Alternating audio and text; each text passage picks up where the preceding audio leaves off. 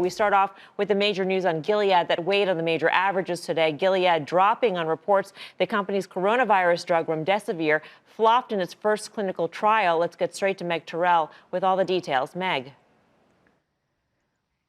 Hey, Mel. So this is yet another piece of data coming out about Gilead's drug Remdesivir that's difficult to parse through because it was from a halted clinical trial coming out of China that didn't enroll enough patients to finish. But basically what happened was a synopsis of these partial results essentially was posted by the World Health Organization on its website, immediately taken down, but not before the Financial Times and Stat News got a hold of it. So what those results showed was that 237 patients were enrolled in this trial, 158 of them were on Remdesivir. They had planned to enroll 453. Now, one of the gauges they looked for success was mortality, how many patients survived essentially. And at 28 days, they found 14% of patients on the drug passed away versus 13% in the control group. They also said in the summary of the screenshot here, they said Remdesivir was not associated with clinical or virological benefits.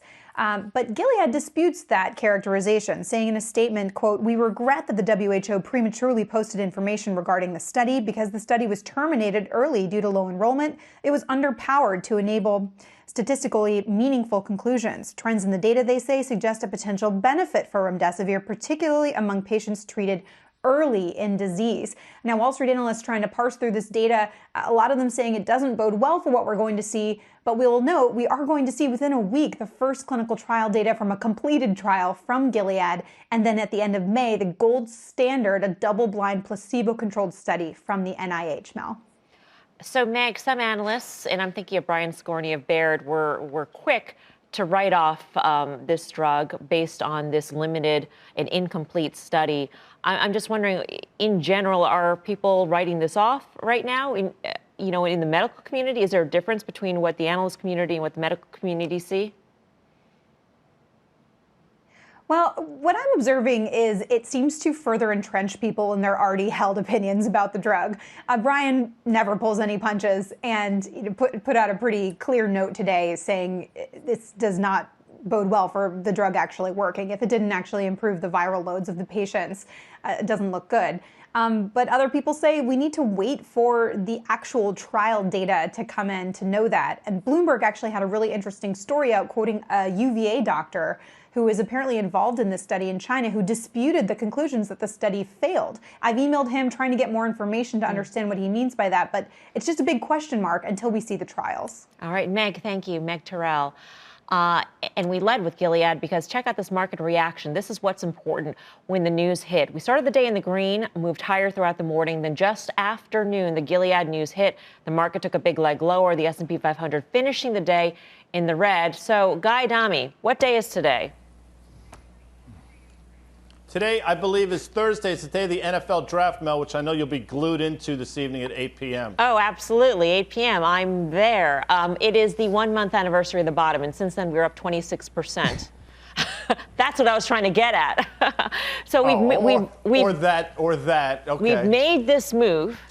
There are all these hopes in the market. And what did we see today? We saw some hope come out, and we saw the markets come out. Is this what we're in for in the next couple of months?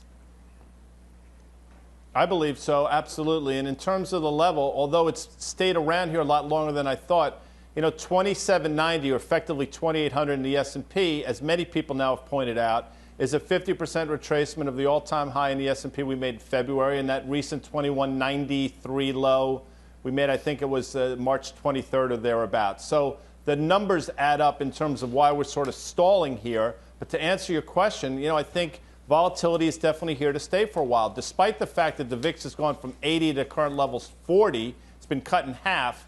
The VIX is still probably more than 3 times it was when you left for maternity leave. So VIX is still high. I think there's still a lot of apprehension. I think volatility is here for the foreseeable future, Melissa. I mean, Karen, it feels almost like we're in a black box of sorts. I mean, we're being whipped around with the volatility based on some of these headlines about treatments and vaccines. We've got an earnings season where so many companies will probably pull their 2020 guidance. So what are we trading on?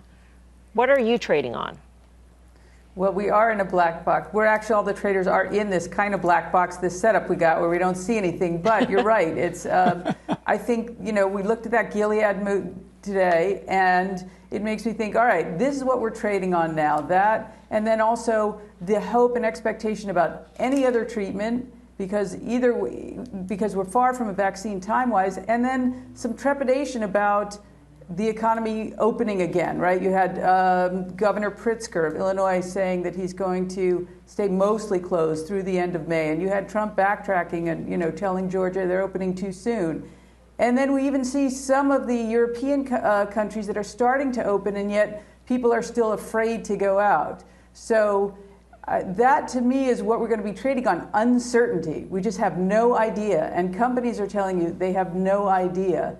And so it's hard to have fundamental analysis that you can base your valuation on. And unless we see some other big Fed policy or something else from the government, that's a catalyst. But other than that, we're just going to be whipsawed around, I think. Yeah, and Tim, we spoke to Mike Novogratz earlier this week. 26 to 2,900 was his range. You sell him up top, buy him below. Yep. Is that sort of the attitude that you've got?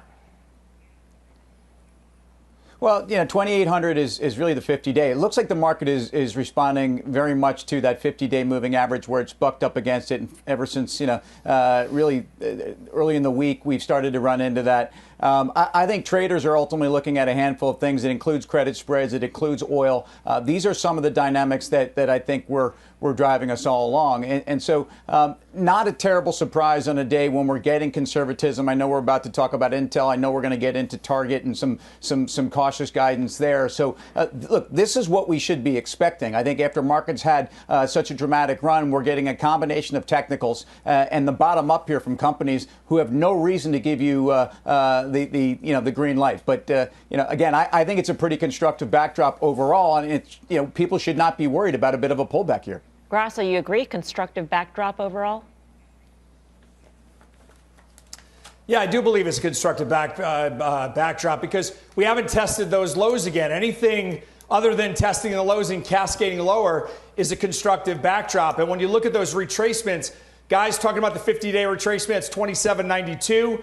So Novogratz, if you go down to that 26.50 level, it's 26.50, 29.34. So it's the 50% and the 618 retracement, that 2800 level, all the way up to that 29.34. Those are the levels that you want to trade the market. But back to Gilead.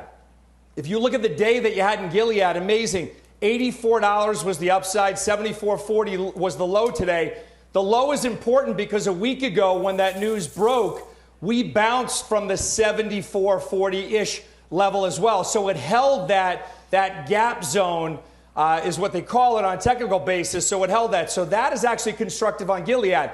If you overlay Gilead over the markets or vice versa, you really look at direction within the marketplace. But I would not be buying Gilead. I would be buying the IBB, and you get all those names all put together. But if you look at what this market's trading off of, it's trading off of therapies, testing, timelines. When does the economy get back to work? So you have to look at all those through the prism of, yes, a constructive backdrop. We have not tested the lows, and that's a win for the bulls.